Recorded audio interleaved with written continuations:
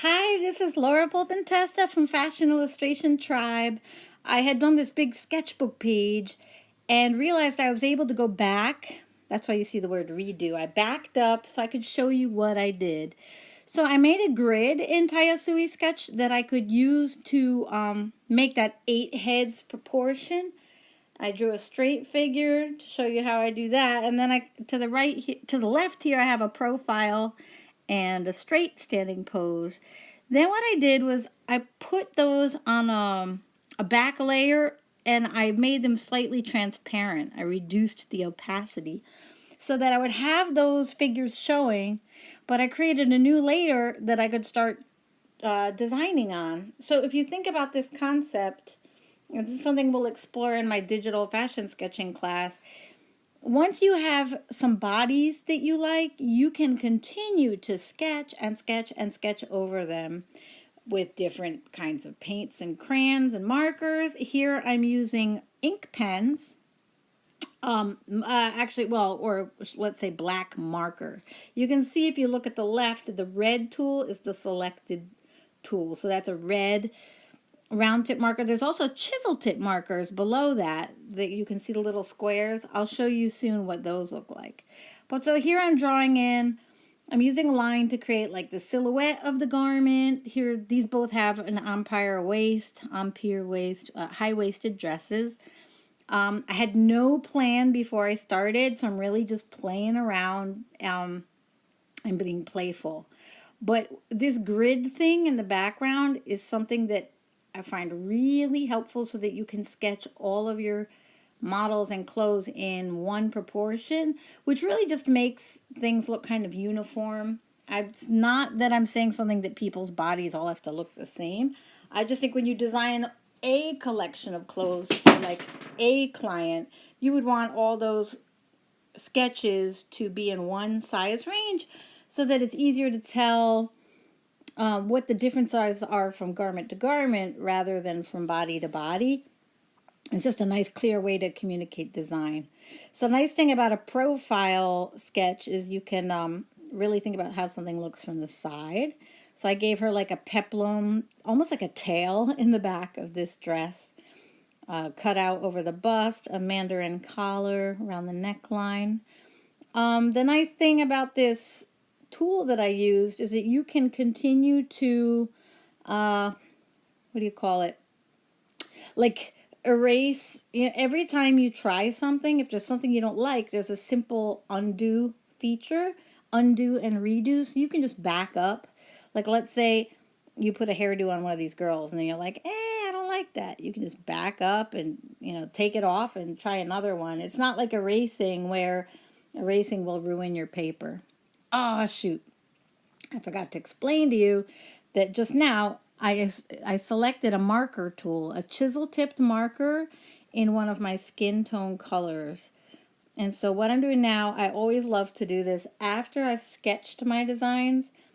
Usually before I even use the black line, like when the lines are still light, I'll go in and I'll lay down all the skin tone because whenever I put the skin tone down, I feel like I have blank clothes. Like it makes the clothes kind of pop off and come to the focus of attention. So I grabbed an available blue marker out of the color picker for this because I really was freestyling and playing. I highly encourage you to play. It's fun how the markers on this app really feel like markers. Like it's fun to play with that chisel tip.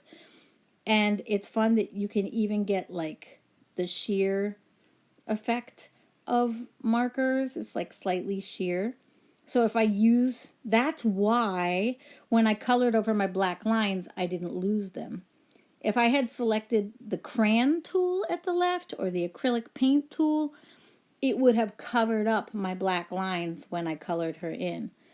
So that's the fun of imitating analog art supplies with these apps. You know that some of the tools will have opacity to them and mask out what they paint over, and whereas like right now I specifically chose, you can see it peeking out at the left, the crayon tool. The crayon is like a it's almost like an oil pastel. So I used a skinny version of it, but I knew that if I choose that tool, it's going to be opaque, which means I can add pattern over, like white over my blue will show up. Whereas if I used white watercolor over my blue or white marker over my blue, it would just look invisible. So it's good to know that what the properties are of each different tool you use. That being said, at the right hand, see the color picker? When that goes away, you see at the right, there's sliders. I can actually adjust the opacity. So right now I'm using a chisel tip marker in black so that I can do sheer black hosiery. Now, if I had turned the opacity up, I would have had opaque black hosiery. Another way I can make it opaque is if I just keep layering it and layering it. I'm specifically working loosely and freely because one of my biggest tenets is, yes, we want to be designers and illustrators, but if you lose touch with the playful, loving part of this, you're gonna wonder why you got into it in the first place. The play is like the best part. Not just the play, but the improv. The fact that I had no idea what I was doing when I got started here. Something I didn't talk about when I did it was how I framed the girls. It kind of joined them all together when I framed them. Also how the framing, so that's like the big blue square, and now I'm doing a background, which is just super playful. It was inspired by the circles that were on her dress. I thought I'd use this coral color because blue and orange are complementary colors, so I thought that would like up the brightness. And now I'm going to see this? I'm adding more pattern to the pattern. If I'm working from a fabric swatch, I'll have to work true to the swatch. But like I said, this was totally playful, so I was inventing my own print as I went. But I do want the concept to be that like all these dresses are made out of the same print, and all these girls are going out to a party. And what happens when you get into this flow is you just keep getting more and more and more ideas. And that's so fun.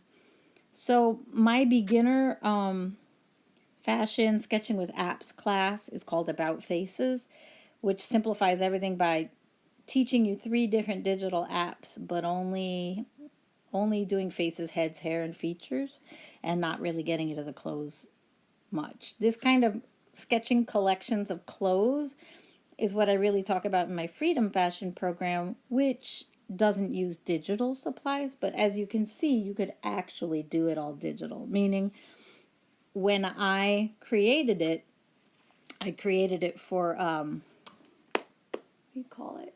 For, watercolors and pencil, but there's also this version where you can do it digitally as well. Now, if you don't like that graph paper in the background, don't worry because that was the bottom layer. There are these layers.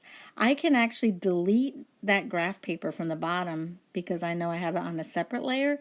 And if you look on my Instagram this week, I actually took away the graph paper and I replaced it with different colors. I did one where it had a black background. I did another version where it had a blue background. It was really fun to experiment with different backgrounds. Thank you for joining me today. I'm Laura Volpentesta. This is Fashion Illustration Tribe. Subscribe!